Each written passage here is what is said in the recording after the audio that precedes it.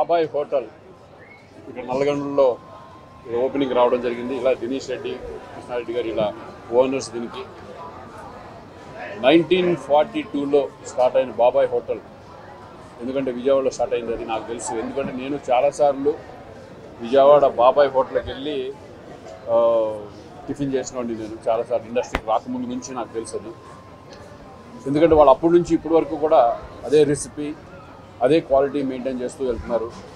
అలాగే ఈ టైంలో ఎక్కువ ఫ్రాంచైజీలు రావడం, మన హైదరాబాద్కి కూడా ఎన్నో బ్రాంచెస్ రావడం కూడా చాలా సంతోషంగా ఉంది. ఎందుకంటే ఫుడ్ ప్రియులు నిజంగా ఈ టిఫిన్స్ ఎంజాయ్ చేసేవాళ్ళు. ఈ బాబాయ్ హోటల్ స్పెషాలిటీ వేరు, వాళ్ళ రెసిపీ స్టైలే వేరేగా ఉంటుంది. డెఫినెట్గా క్వాలిటీ, మంచి క్వాలిటీతో, మంచి హైజెనిక్ దాంతో ఇవ్వడం జరుగుతుంది. So very happy.